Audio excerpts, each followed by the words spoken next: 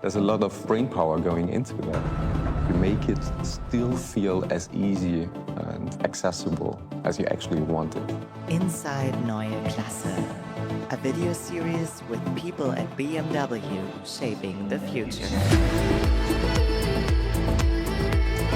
Hello and welcome back. It is time for another episode of Inside Neue Klasse, which is your front row seat to the future of driving. Now, I am absolutely loving this series because we are unlocking groundbreaking innovations with the greatest minds. Those minds that have designed and built these incredible BMWs. And whilst we're on this journey, we're also challenging ourselves and challenging you with a game or two. So we're going to have some fun along the way. So strap yourself in, get ready to get curious, get inspired. Let's go. So what are we going to be talking about today? Well, we are exploring BMW's Panoramic iDrive. Did you just say you're a fan of BMW and you don't know what the Panoramic iDrive is?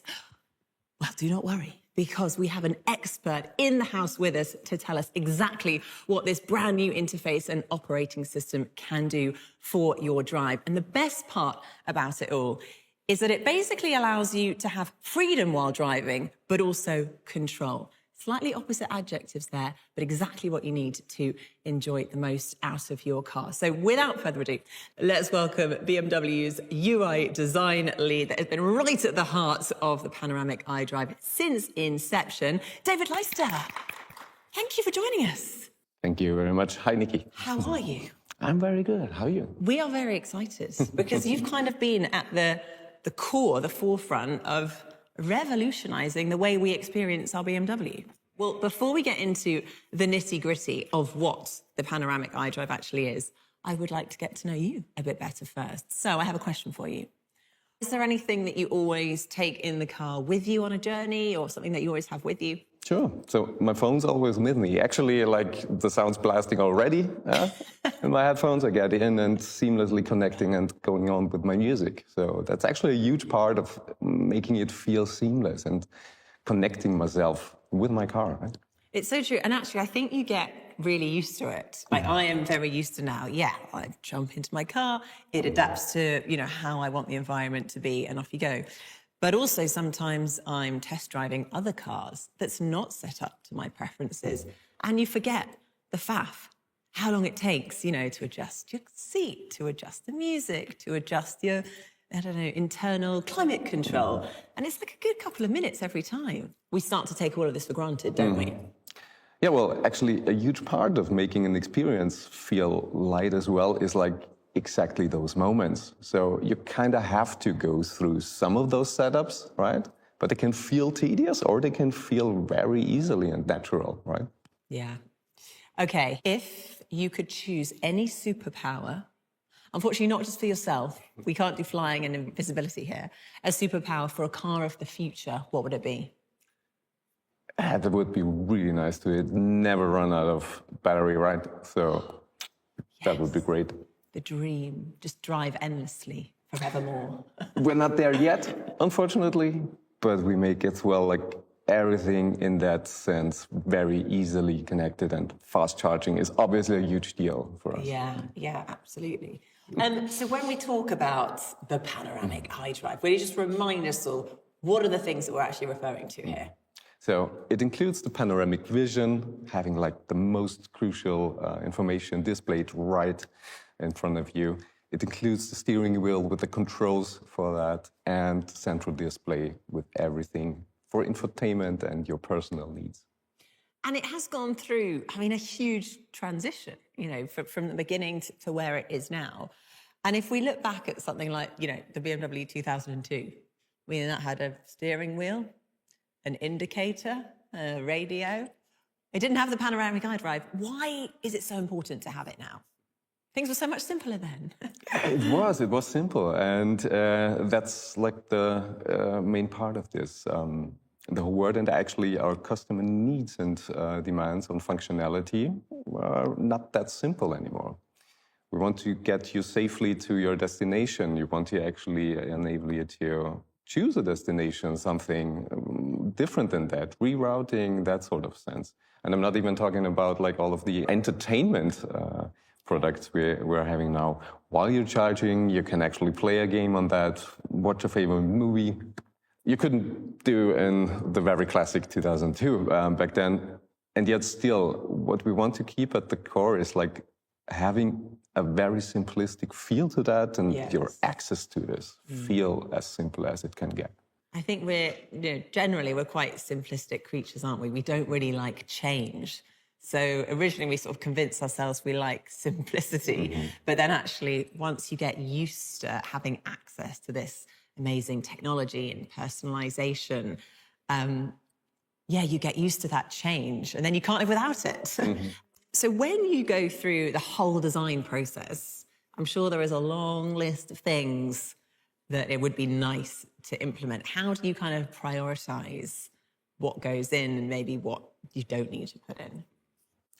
We do have a lot of user data with our existing products. So there's a lot of information you can draw from, right? What's important. Obviously, it's a huge challenge to implement new features, something where you can't compare it with. And this is where you actually have to try and test a lot of those things. So come up with an early mock-up, drive it around yourself and get the experience. How does it actually feel in the car? And make a decision from there. What's the proudest thing about the Panoramic iDrive that you've designed? It's gotta be this new panoramic vision display. The way it feels. How big is it? Yeah, actually, I guess it depends on which car, doesn't it? As big as it gets. Which model, yeah. I mean, it is like I feel like it's like that big. Maybe a small exaggeration, but it is mind-blowing. You know, again, like a few years ago, if you said you were going to design that, everyone would have said it's not possible. Yeah, we actually got a lot of questions about it. Is this gonna be the real next product you're putting out? And so, yeah, we had to do a lot of convincing about that this is going to be the next Neue Klasse. It's for real. So it does have this huge visual impact, but not for the sake of it. It does this purposefully and meaningfully right where you, as a driver, can actually see the most important information there. No, it is very beautiful indeed. Personalisation, I think, is a big thing, isn't it, for people? How has that changed over the last few years, and what does the sort of future hold? What can we get excited about with the product? So with the Panoramic iDrive, we offer a great deal of personalization we haven't so far. So this is actually, obviously, for me as the designer, very exciting. Because this is, again, like, it's not for everyone, but I myself, I like to match my socks to my belt or stuff like that, right? And what kind of belt have you got on there? Because that's a very brightly coloured belt. It's definitely the same orange I do. Very impressive. No, but again, like this, we do know this is not for everybody, right? But so the challenge is on how to offer this amount of personalization without interfering. Yes. So that's a guidance for pretty much everything we want to do. We make a good offer, right? But you have the choice of what to do with this. Yeah, I love it. So you basically got the option there, because one thing for me I love doing, and I think it depends on the time of day and the mood you're in and the style of driving, is changing the ambient lighting to reflect the way you're feeling. I don't always do it, but again, it's just really nice to have that option when I want to. Exactly, yeah. And doing so without distracting your driver style, that's a super high focus for us. It's also something that keeps my children very busy. They like tampering with all the different settings. What do you think makes Panoramic iDrive a completely stand-out product compared to what other EVs, electric cars, are offering at the moment?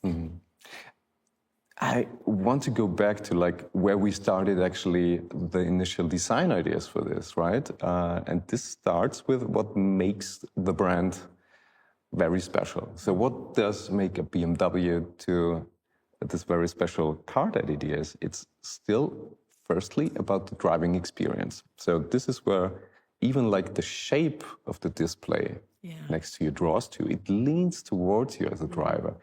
And from there, we develop all of the shapes and forms and details. So we have a very focused driver axis in front of you, like the gauge cluster right in the middle, in front of the driver. So this whole design inspiration is drawing from something that's deeply rooted to the brand. Yeah. Right? And what about misconceptions? Do you think, people maybe misinterpret what digital UX in cars is all about? What's one of the major misconceptions, you think? Oh yeah, that it's actually getting more complicated the more technology we're implementing in our cars, right?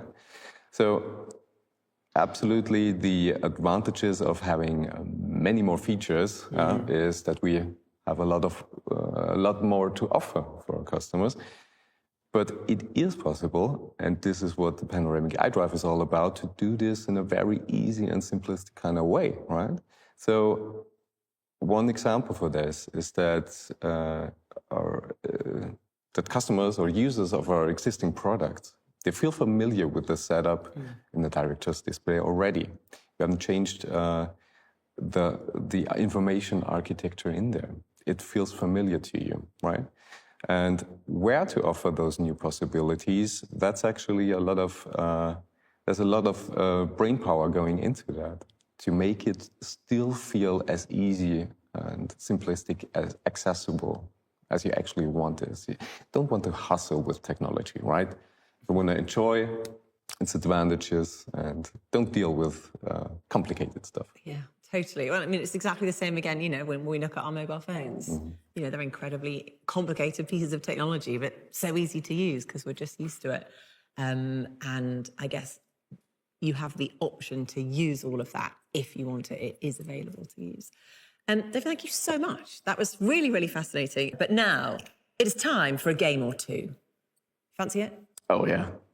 I'll give you a little clue. Are you any good at building things?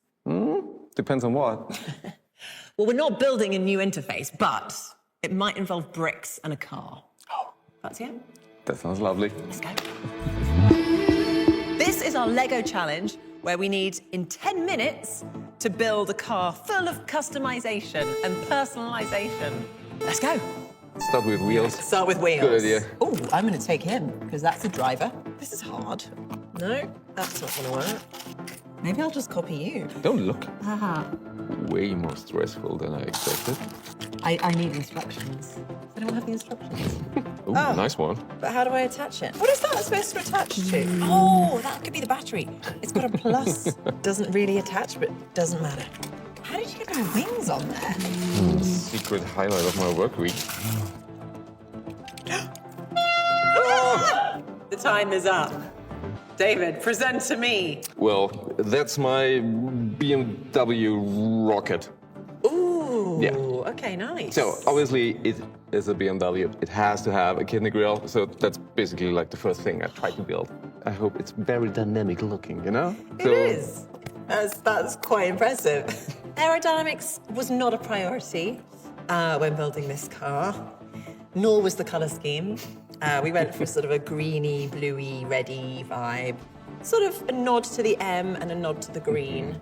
I would say that's a solid 2 out of 10. I really love the plant. The plant is the defining feature.